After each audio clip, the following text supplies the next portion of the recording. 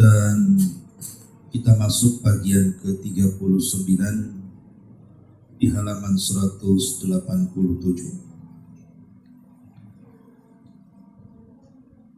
Di sini ada pembahasan tentang berdiri yang diharamkan, al-qiyam al-mamnu.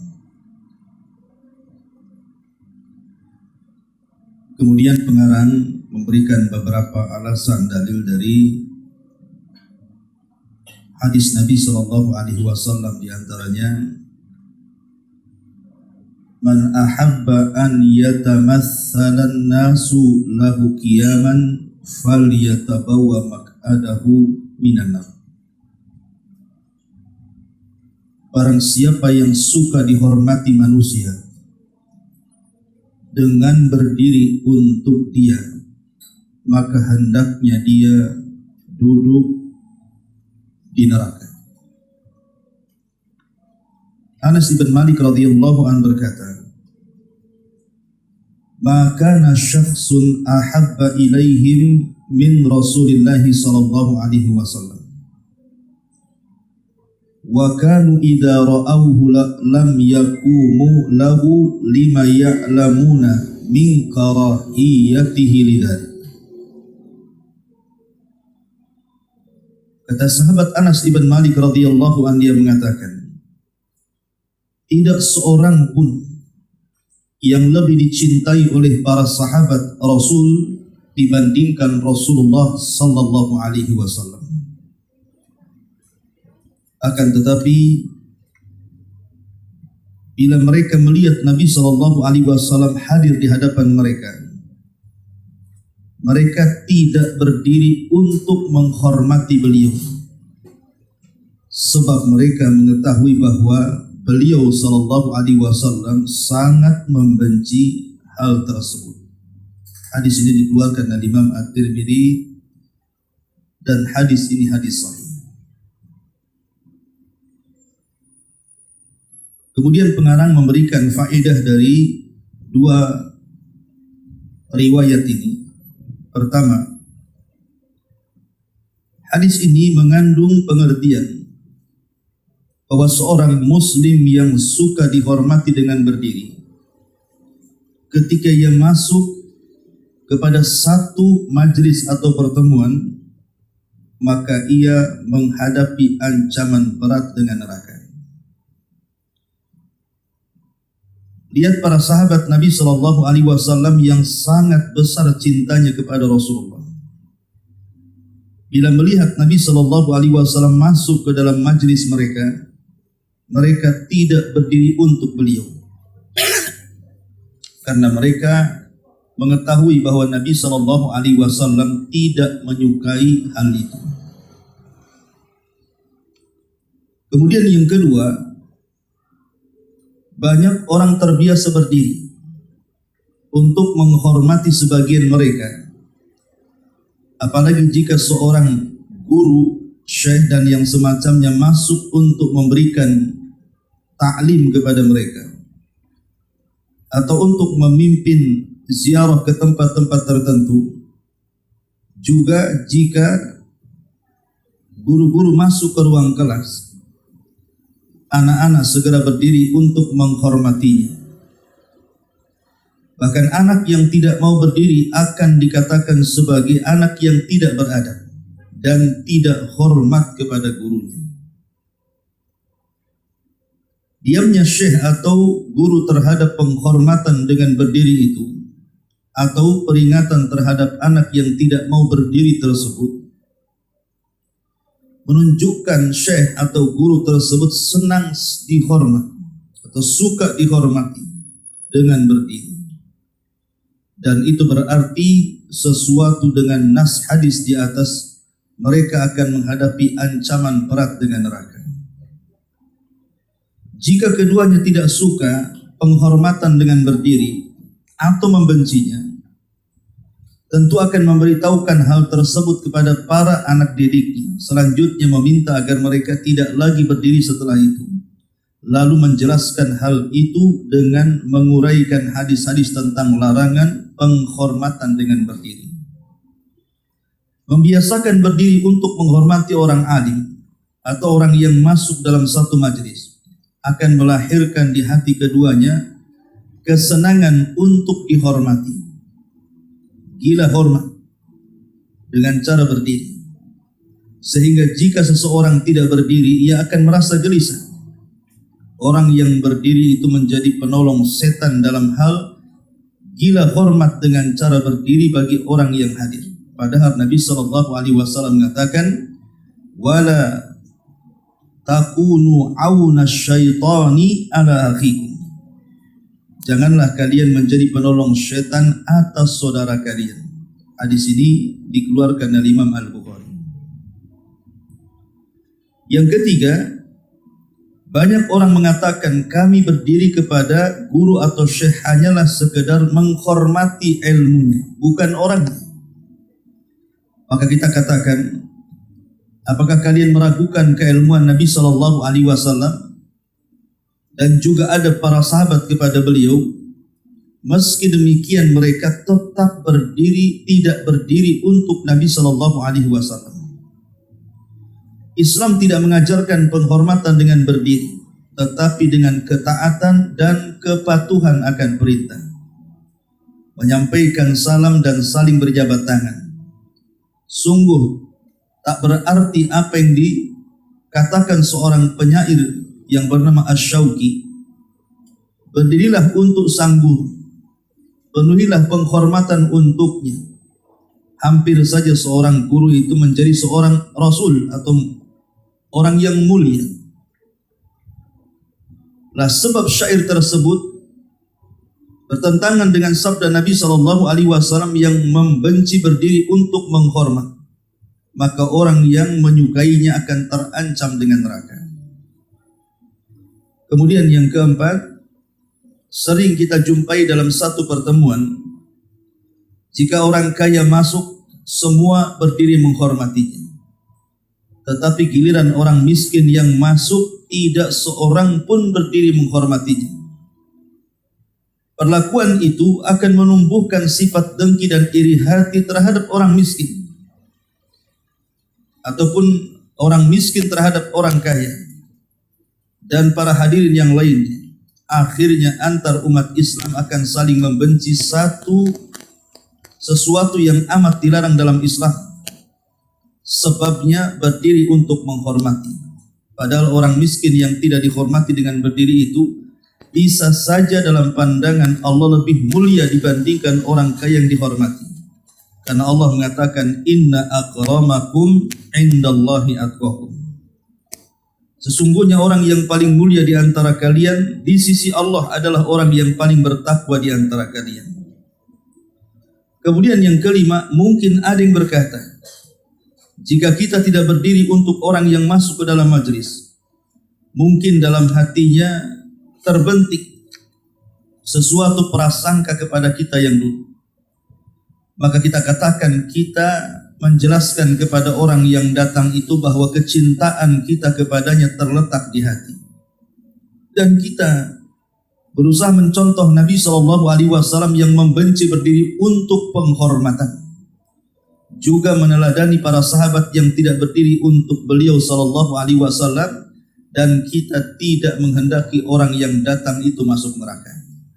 Dan yang terakhir, terkadang kita mendengar dari sebagian guru atau masyayikh menerangkan bahwa Hasan, seorang penyair Nabi SAW, pernah mengumandangkan syair dan mengatakan, qiyamul aziz alayya fardun.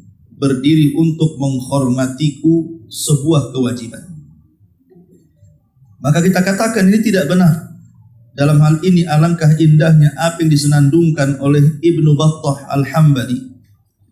Seorang penyair mengatakan, wa idza sahhati adh-dhamairu minna iktafaina an nat'aba al-ajsama la tukallif akhaka an yatalaqqaka bima yastahillu fikal harama kullu nawathikun biwuddin musafihi fa fi man zi'ajuja juna wa alama.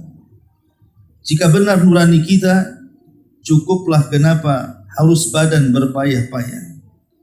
Jangan bebani saudaramu saat bertemu dengan menghalalkan apa yang haram untukmu. Setiap kita percaya akan kecintaan murni saudaranya, maka karena dan atas dasar apa kita menjadi gelisah. Baik. Ma'asyiral muslimat yang dimuliakan muslimin wal muslimat rahimakumullah. Pembahasan ini pembahasan yang sangat penting. Kenapa? Karena menghormati dengan cara berdiri itu sudah menjadi budaya. Di negeri kita saja seperti itu. Mohon berdiri karena pejabat akan masuk ke sebuah majelis tertentu. Dan saya saksikan sendiri apabila kita di pertemuan atau perjamuan tertentu, terkadang cara memberi hormat itu dengan cara berdiri kan. Mohon para hadirin berdiri. Mohon para hadirin berdiri. Atau berdiri sejenak. Dan begitu seterusnya. Lah Islam itu adalah agama yang membawa kesetaraan kepada umat. Bilal bin Rabah, seorang budak yang hitam kelam dari Habasyah, dia tidak lebih rendah dibandingkan Abu Bakar Siddiq radhiyallahu anhu, seorang yang sangat agung dan mulia dalam Islam dan semasa jahiliyah. Karena Islam itu setara. Mau Abu Bakar, mau Umar, mau Utsman, mau Ali, mau Bilal, mau Khabbab, dan begitu seterusnya. Adapun kemudian Abu Bakar kita katakan lebih mulia dibandingkan Bilal, yang pada dasarnya semua manusia itu setara, itu karena ketakwaan dan keimanan. Bukan karena urusan dunia. Bukan karena Abu Bakar kaya lebih mulia dibandingkan Bilal. Bukan itu urusannya.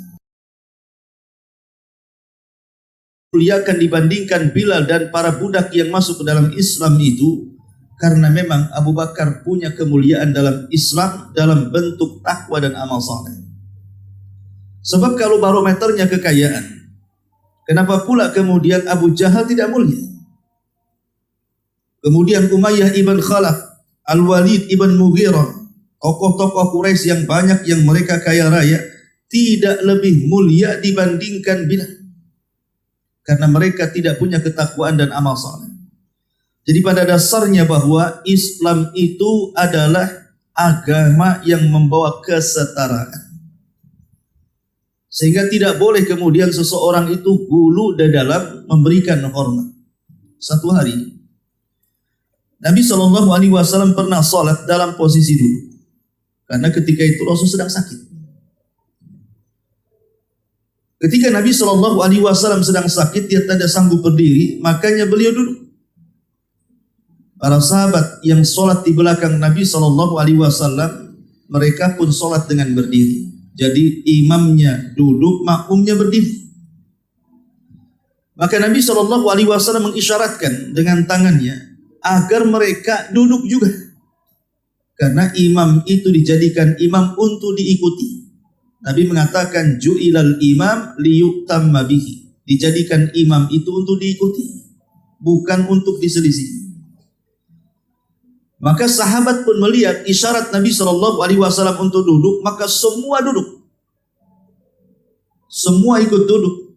Setelah kemudian selesai sholat dan Rasul kemudian salam dari sholat, maka Rasul SAW memperingatkan mereka, hampir-hampir kalian seperti Persia dan Romawi, yang ketika raja-raja mereka duduk, maka para pengikutnya menghormati dengan cara berdiri. Jadi menghormati dengan cara berdiri adalah budayanya orang-orang kafir.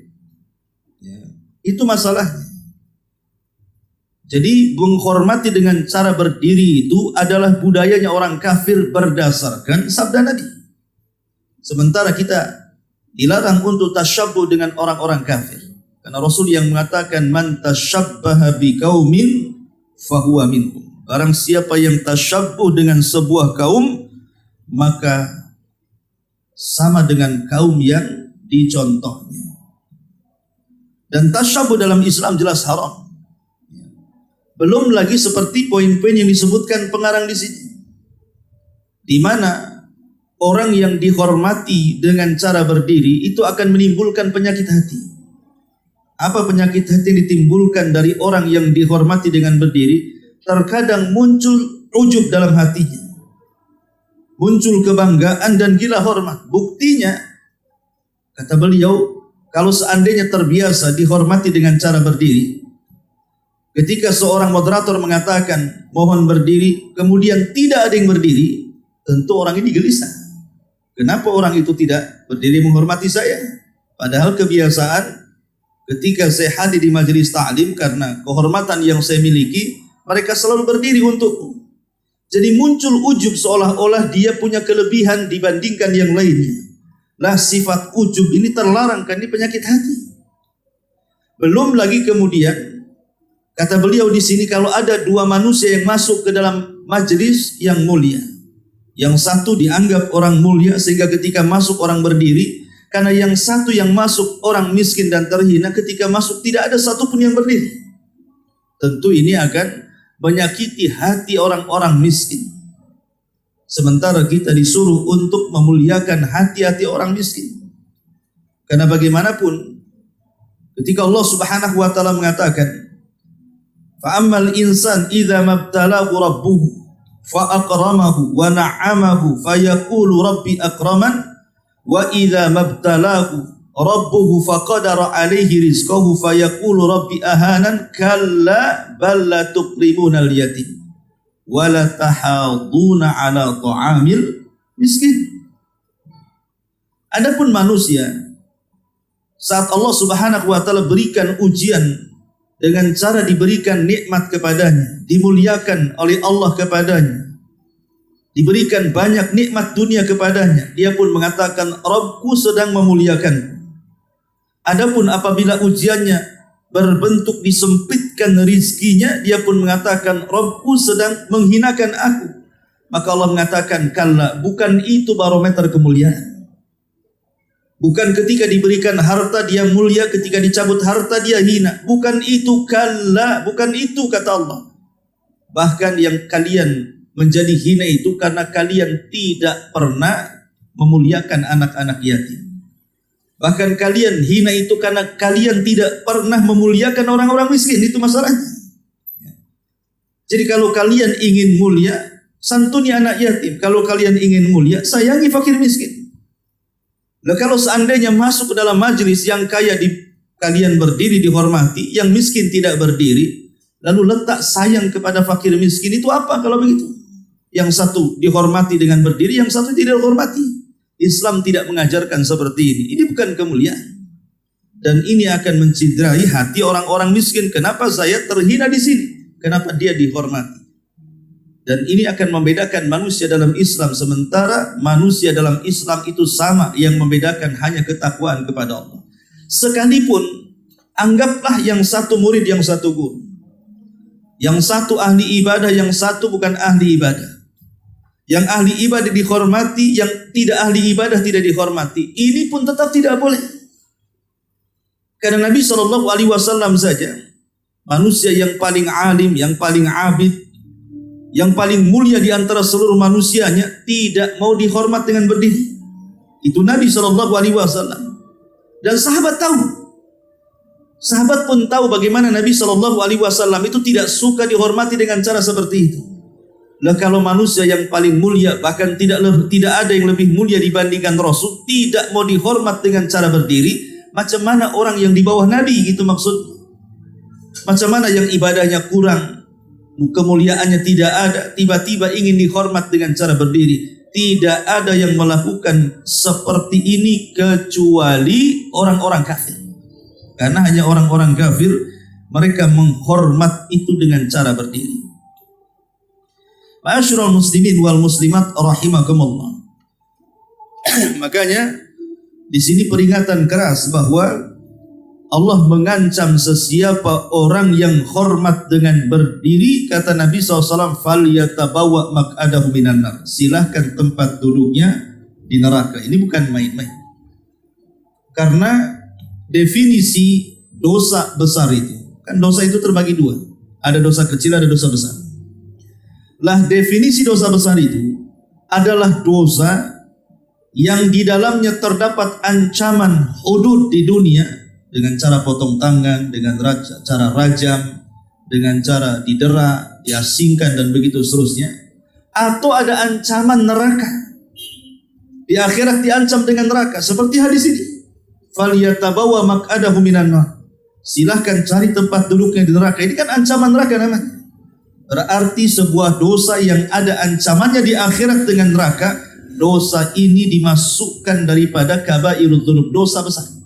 Jadi menghormati orang berdiri ini tidak main-main dosanya. Ini termasuk dosa besar, tidak boleh dilakukan. Ma'asyiral muslimin wal muslimat rahimakumullah.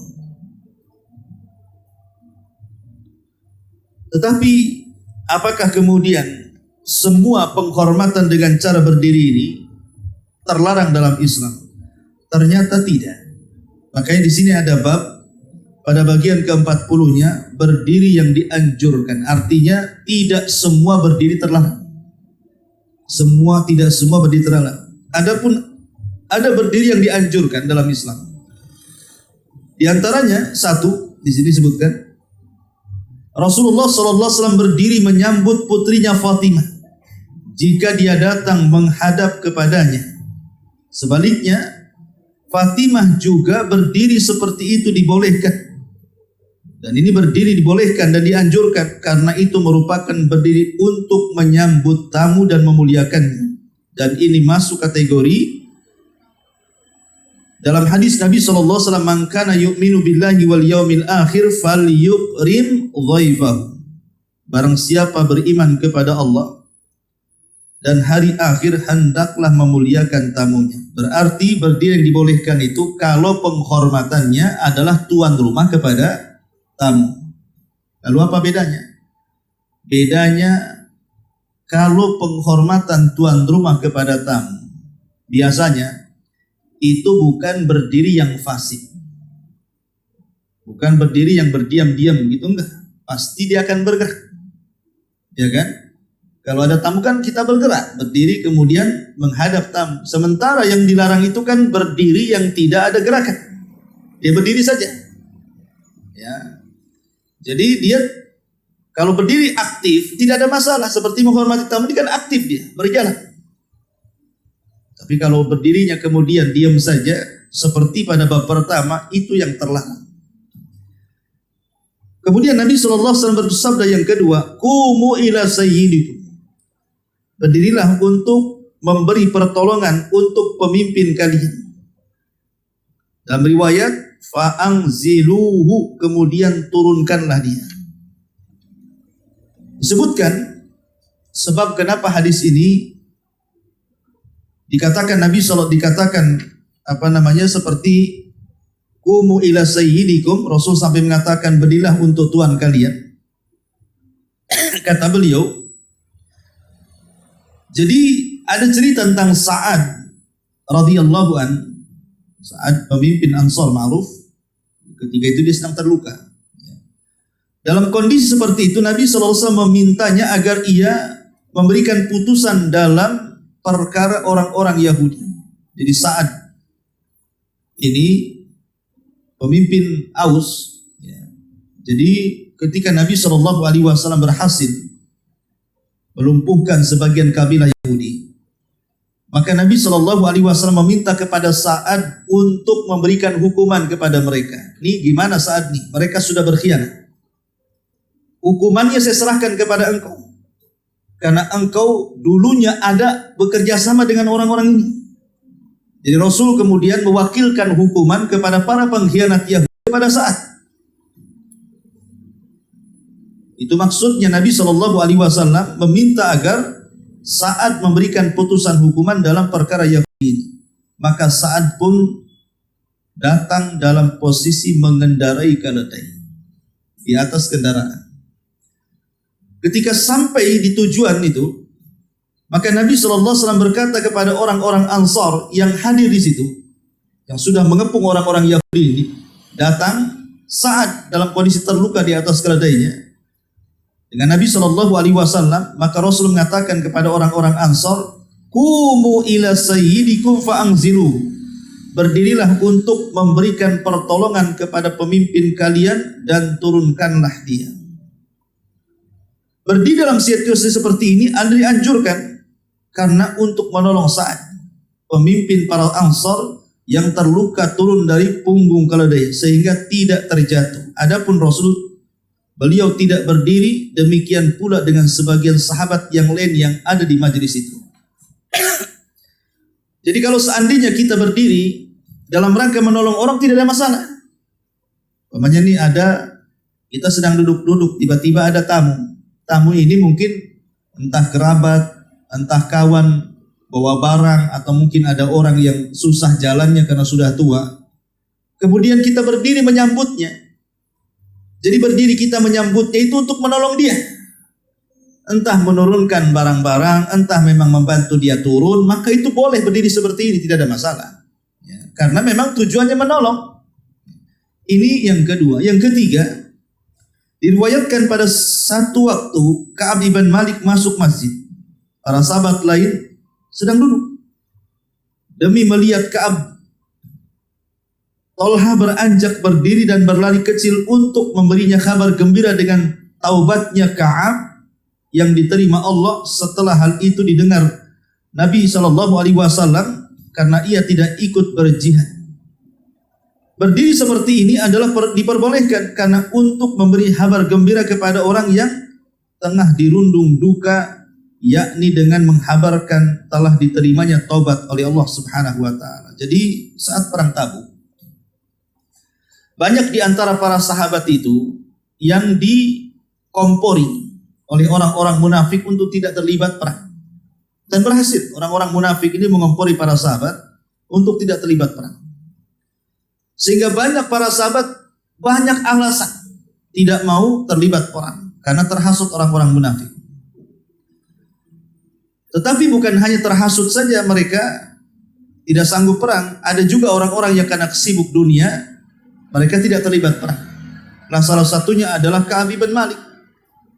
Ya, dia karena kesibukan dunia di kebun dia, akhirnya dia pun beralasan tidak bisa ikut perang. Rupanya hal itu menjadikan murka Nabi SAW karena tidak punya uzur yang jelas. Maka Rasul pun kemudian menghukumi Ka'ab ibn Malik untuk tidak bicara dan tidak diajak bicara selama berbulan-bulan sampai tobatnya diterima.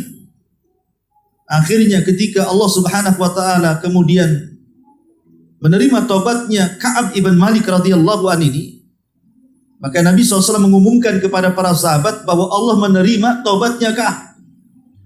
Jadi ketika kemudian satu hari Ka'ab masuk ke dalam masjid karena sudah dibolehkan bicara dengan orang, dan orang pun sudah bisa menyapa dia, sudah tidak diasingkan lagi, maka Tolha ini ingin memberitahu bahwa sebenarnya Allah sudah menerima tobatnya karena hal itu sudah tersebar. Maka untuk menghabarkan kepada Ka'ab yang ketika itu belum tahu, ketika masuk masjid, maka dia langsung berdiri kemudian lari dan menghampiri Ka'ab kemudian menghabarkan. Ini kan berdiri kemudian lari. Lah, dalam menghabar gembirakan seseorang berdiri kemudian lari itu dibolehkan. Karena ini bukan berdiri menghormati, menghabarkan sesuatu habar. Ini berdiri yang dibolehkan. Kemudian yang keempat, berdiri kepada orang yang datang dari perjalanan jauh untuk menyambutnya dengan pelukan, boleh. Ada saudara kita datang dari kampung ke Batam, kemudian kita menyambutnya di pintu dengan berdiri. Setelah datang kemudian kita hampiri, kita peluk, tidak ada masalah. Ya, karena ini bagian daripada juga menjamu tamu. Ya. Kemudian yang kelima disebutkan di sini, jika kita perhatikan maka hadis-hadis di atas memakai lafaz ila sayyidikum, ila Tolhata, ila Fatimata. Lafaz ini menunjukkan diperbolehkan berdiri. Berbeda halnya dengan hadis yang melarang berdiri. Hadis itu mengatakan lafaz lahu, bukan ila. Perbedaan mana antara dua lafaz ini sangat besar. Qoma ilaihi berarti segera berdiri untuk menolong. memuliakan, sementara qama lahu berdiri di tempat untuk memberikan penghormatan. Jadi beda memberikan penghormatan dengan memuliakan. Ya. Apa yang membedakannya? Ya tadi, karena umumnya berdiri menghormati itu biasanya badannya tidak akan bergerak. Dia berdiri, setelah duduk, kemudian duduk lagi. Itu namanya memberikan penghormatan. Adapun memuliakan, atau hendak menolong, atau hendak membantu, maka pasti dia tidak akan diam berdiri. Pasti dia akan bergerak. Makanya ini beda antara berdiri aktif dengan berdiri pasif di sini. Yang dilarang itu berdiri pasif. Adapun berdiri aktif dibolehkan. Dengan catatan memang dia ingin memuliakan tamu, ingin menolong saudaranya, dan begitu seterusnya. Tapi kalau maksud berdiri itu untuk menghormati, maka ini terlarang karena Rasul tidak mau dihormati dengan cara berdiri. Tidak mau dihormati dengan cara berdiri. Ustaz, saya tidak menghormati orangnya. Saya sih menghormati ilmunya, karena yang datang ini seorang alim. Tidak ada yang lebih mulia dibandingkan Nabi kealimannya. Tapi Nabi SAW tidak mau dihormat dengan cara berdiri. Inilah kesalahan yang terjadi di negeri kita. Terkadang mereka memberikan penghormatan dengan cara berdiri, padahal ini menyelisihi syariat Islam, menyelisihi Al-Quran dan Sunnah Nabi Sallallahu Alaihi Wasallam. Tapi ini diantara penjelasan singkat dari pembahasan berdiri yang dilarang dan berdiri yang dianjurkan. Kita buka pertanyaan sebelum kita tutup, silakan. Ya, nggak ada? Baik, kalau nggak ada kita tutup. Subhanakallahumma bihamdika asyhadu an la ilaha illa anta astaghfiruka wa atubu ilaik. Allahu a'lam. Assalamualaikum warahmatullahi wabarakatuh.